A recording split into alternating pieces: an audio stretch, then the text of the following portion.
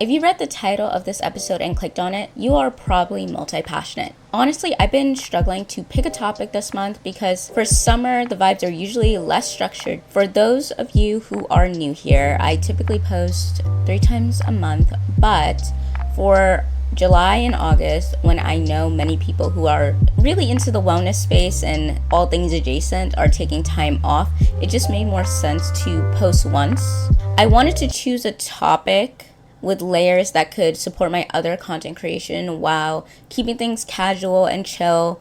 Basically, just have a good yapping session. What's been on my mind is this deep desire many of us have to live multiple lives within our one lifetime. It's that pull to explore different paths, try various careers, experience different ways of living. When you're multi-passionate like me, and probably you too since you're listening, this isn't just a passing thought. It's like a fundamental part of how you see your future. And honestly, the struggle is real because on one hand, you're visualizing this rich, quality life with different chapters and adventures. Behind the scenes, you've been putting in the work, making plans, taking steps towards these multiple dreams. But then there's the judgment from people who just don't get it. People who think you just need to pick a path or settle down or whatever limiting advice they have to give. It just hits on an emotional level, especially when you're multi-passionate. Standing strong in your vision for a varied, value-filled life takes so much inner strength when the world keeps questioning your choices or calling you unfocused or scattered. So here's what I've been thinking about multi-passionate people. I believe the most important thing is finding a way to connect your passions and create kind of like this natural transition between your interests.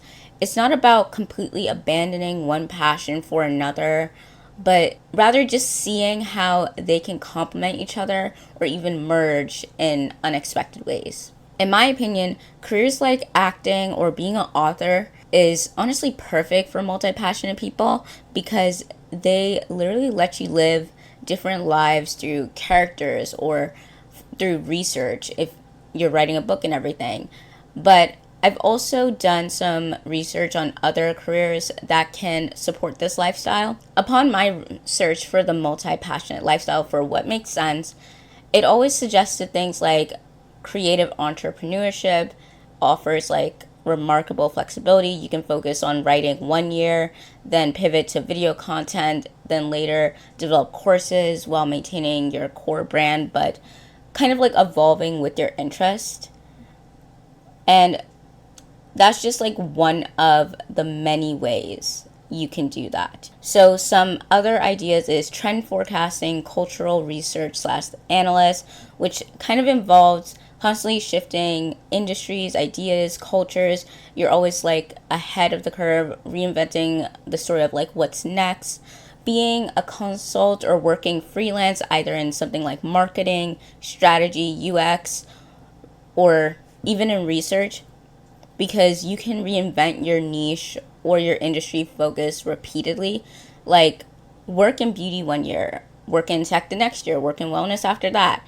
It's just honestly something that's just very free flowing, And this one was a surprising suggestion, but it was like being a diplomat, working as an international NGO worker, or being in Peace Corps. I don't necessarily know what those career paths are, but what it said was you basically get to live in different countries, learn new languages, see the world from many different lenses. So that's why it was like a suggestion on a list I found.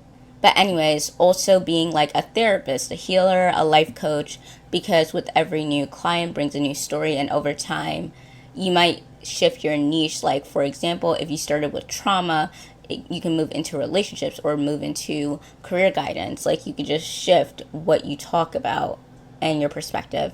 And last things basically said like being in academia, being a researcher, being a futurist, because there is constant evolution of knowledge. You can like pursue different topics across decades, from like sociology to like media studies to wellness culture.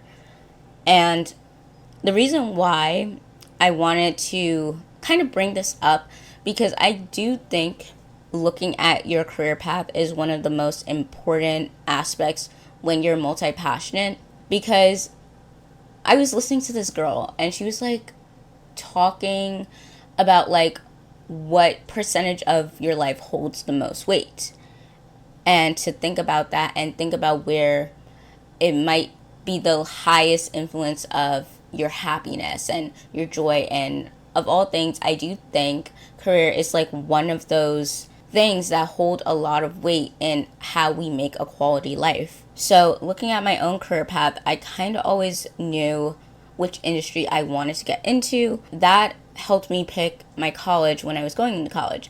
But then by the time it was like my first year post grad, I was so lost because I kept discovering new things about myself while I was in college. So it was like kind of weird because you kind of go in there thinking you know what you want.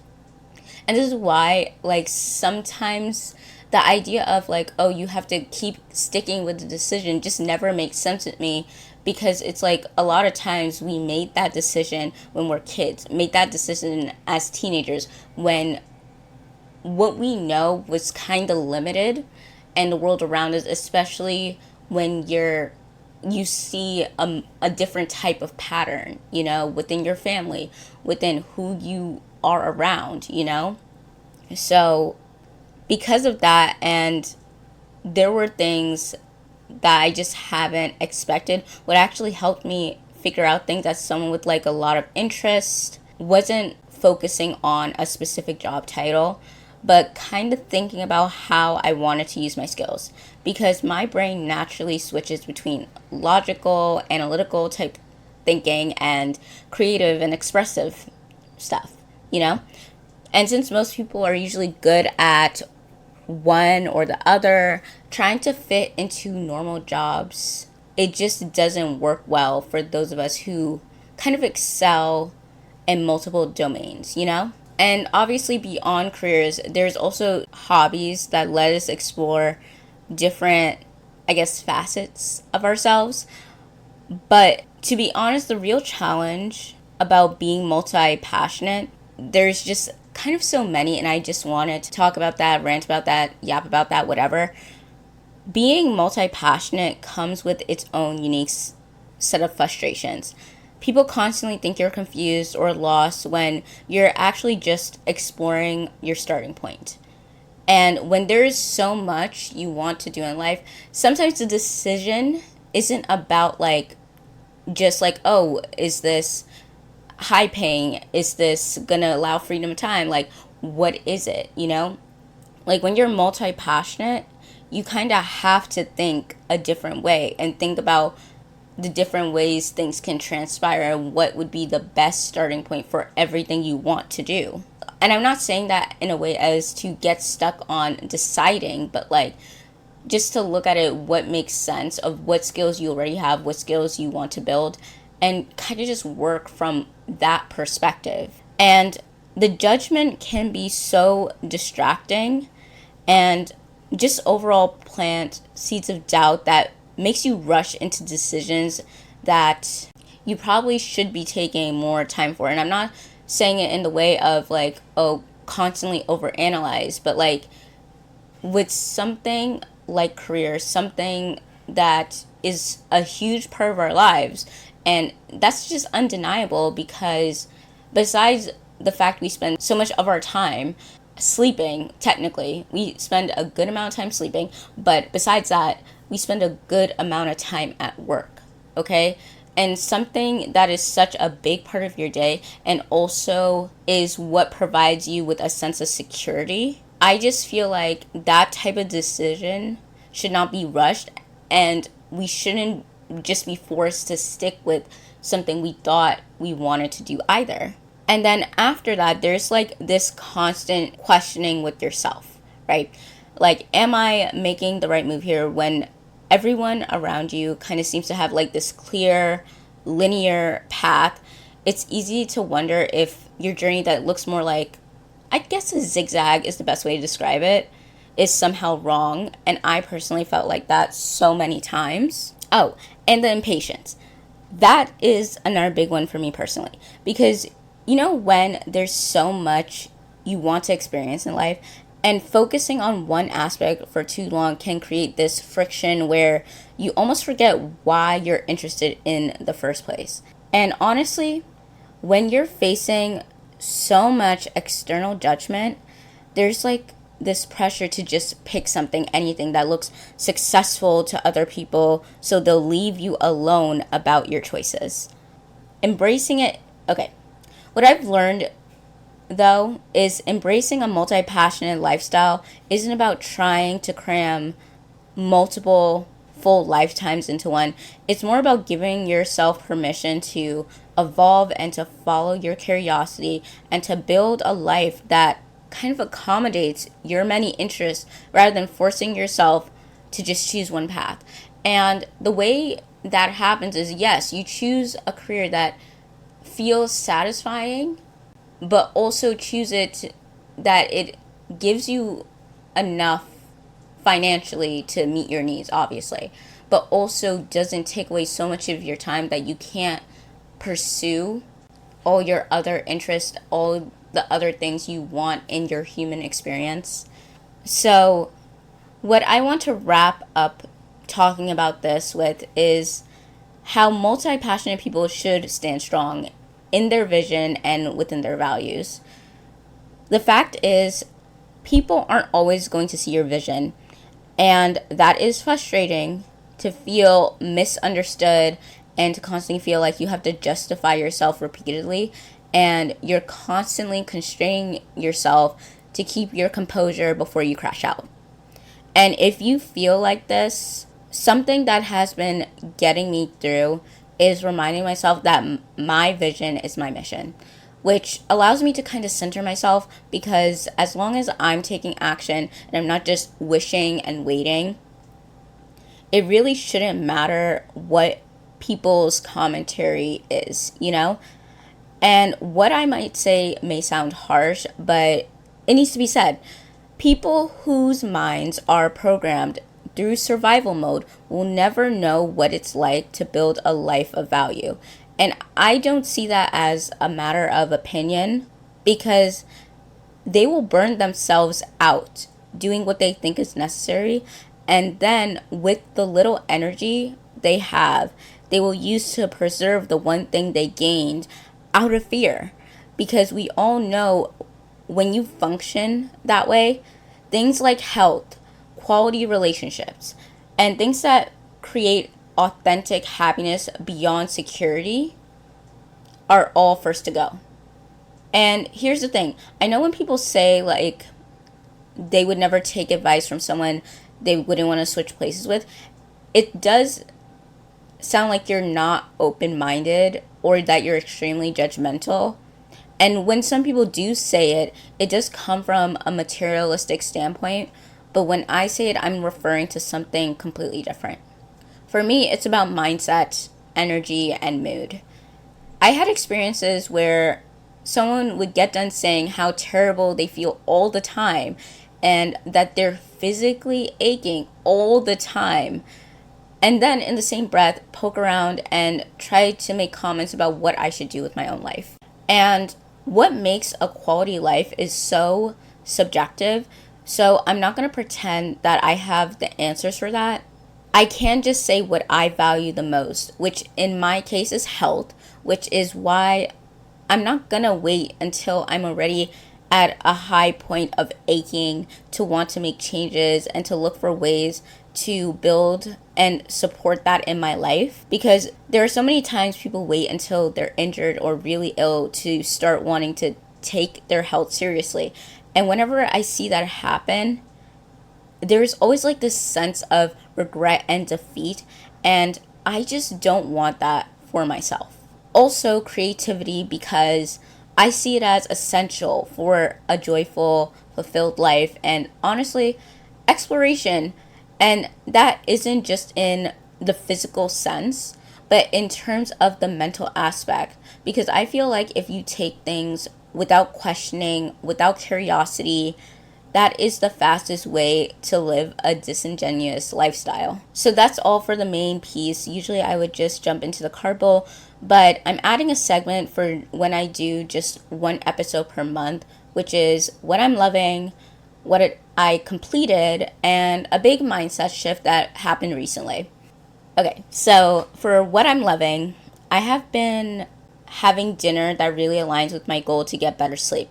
I should note that how I eat is usually a medium or large breakfast, and my lunch portion always depends on my breakfast. So typically by dinner, I'm usually not super hungry. So I've been opting to do this yogurt bowl mix with 3 tablespoons of this chia seed, flaxseed, and hemp seed mix. And yes, I soak it in water. And with it, I've been mixing in this stress relief powder and usually topping it with fruit, typically banana, and it makes me sleep so well. I struggle with sleeping, so this has been so good for me. And I even made the bowl for my mom the other day, and she was like knocked out. And the next day, she was like, "You were right, to be honest." So that's something I've been loving lately. And what I completed. So recently I finished the Google Digital Marketing and e-commerce course. I've been working on this course since March because my goal is to complete like one course per month this year. And I kind of wanted to challenge myself to do one of the Google courses.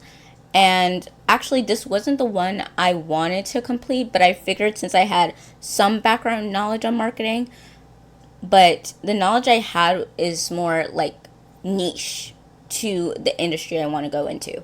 So that is why I thought it would be best to test out that one to see if I like the structure of the Google course in general.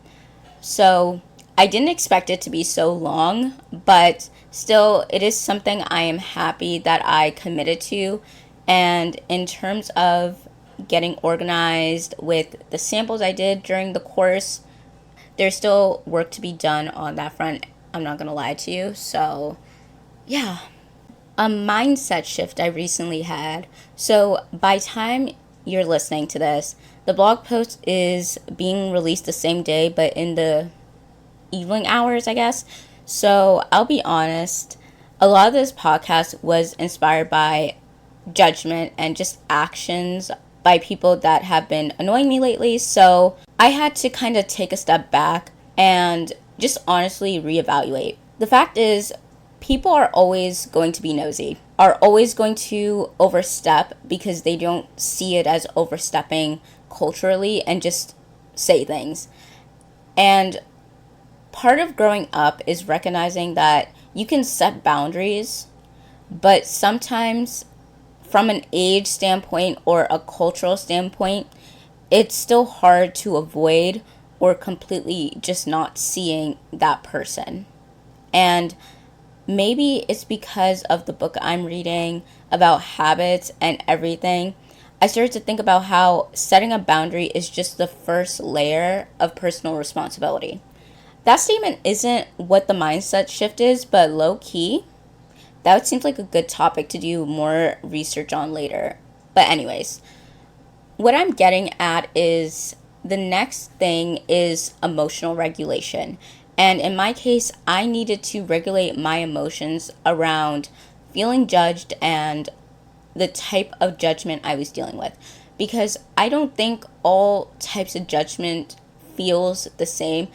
And especially if they're attached to different like inhibitory emotions.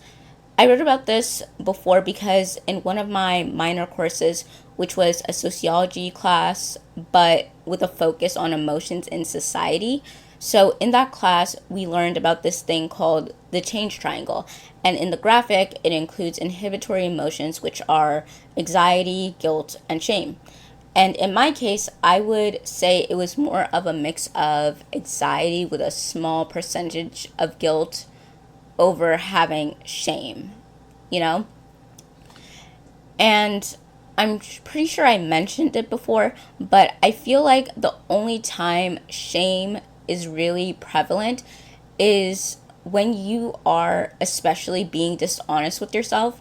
Like when you say you're gonna do this thing and you tell everyone about it And when someone brings it up, you know you made no effort to do that thing, or kind of subconsciously gave up as soon as you mentioned it. That is why I'm so pro until it's done, tell none, especially with a specific experience I had when I was told something, got excited about it, then told a couple of people closest to me about it, and then it fell apart.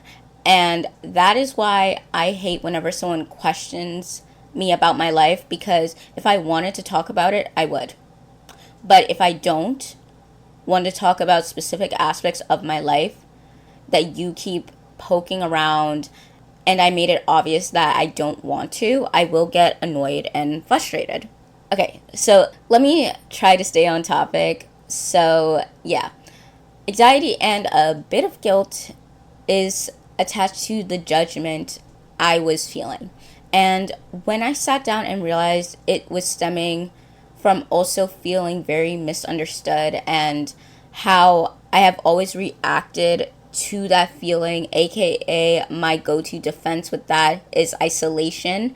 And the thing is, that is a behavior I'm working on not doing, which is hard, especially when it's one of the biggest coping mechanisms I've had since childhood, along with sleeping, aka my form of escapism. Because when I wouldn't like reality, I would just be like, my dream state is so much better than being in this world. So obviously I wanted to dissect why I had such an issue or trigger with feeling misunderstood. And when it came down to it, it's just human nature, you know?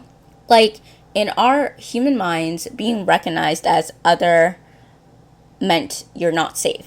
But I also thought, is there a way to shift my perspective to find safety in not being understood, instead of feeling so frustrated when I'm not?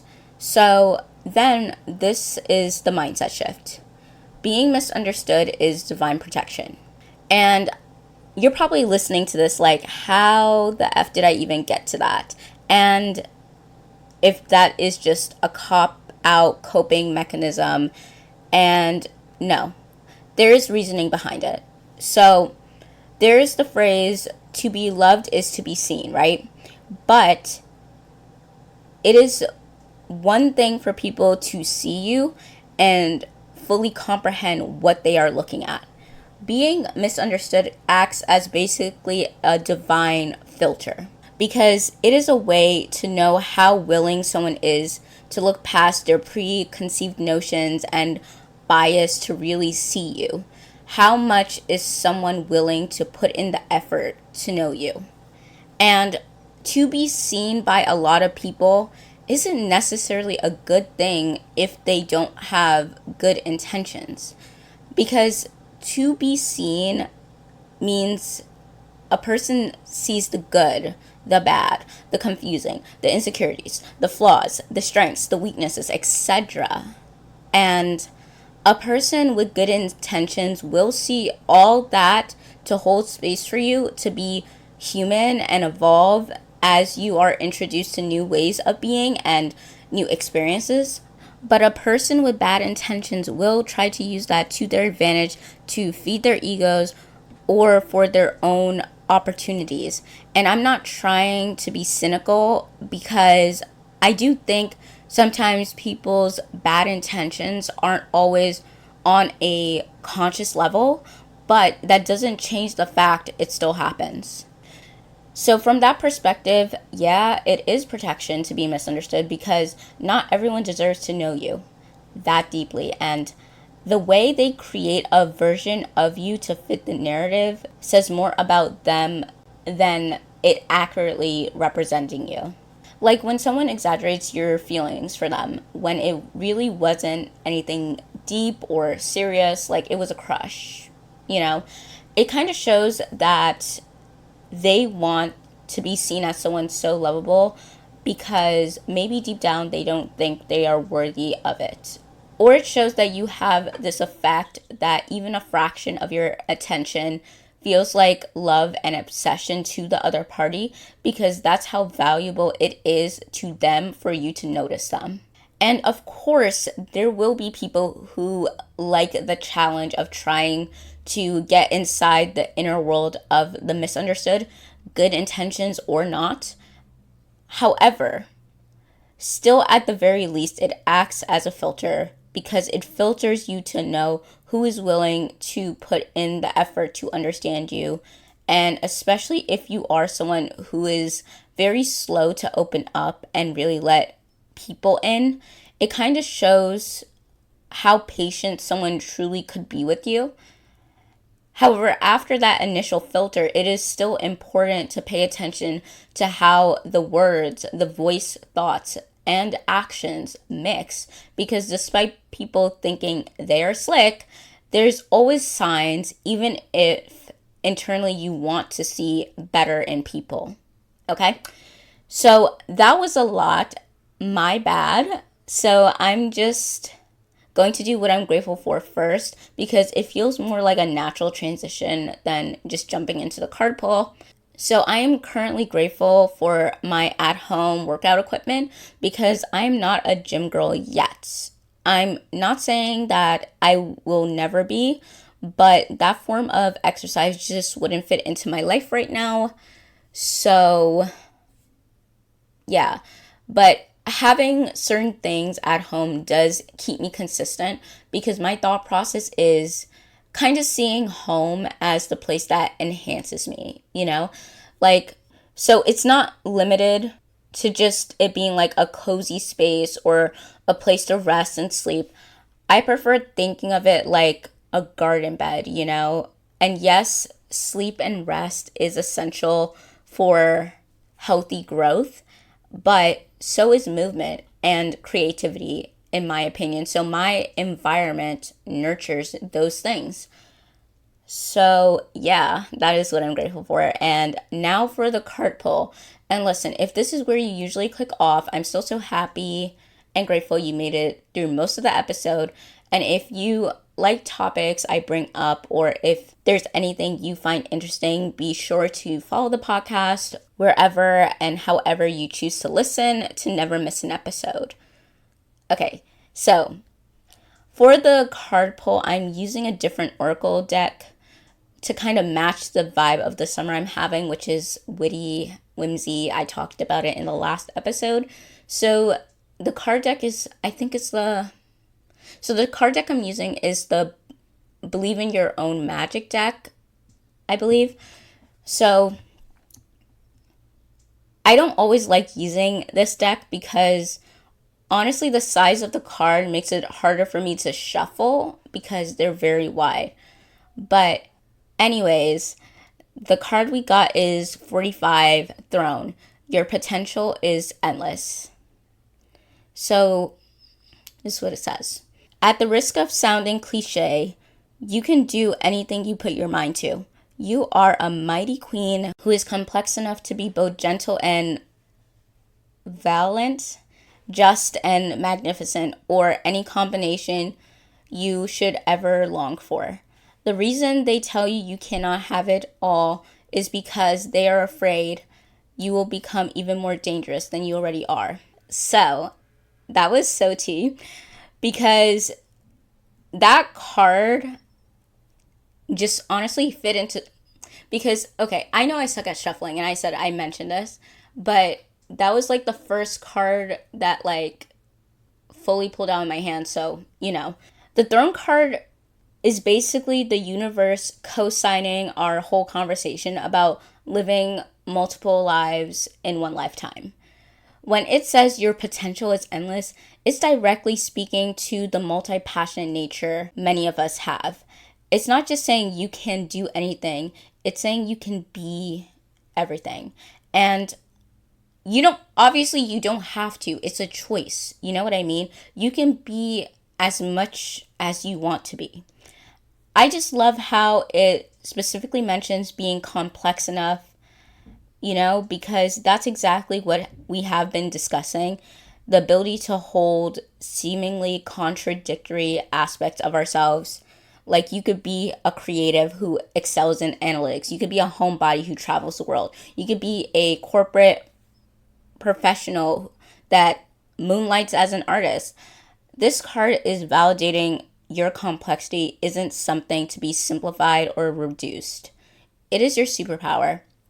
And the last part where they basically said, like, the reason they tell you that you cannot have it all is because that they're afraid you'll be more dangerous than you already are.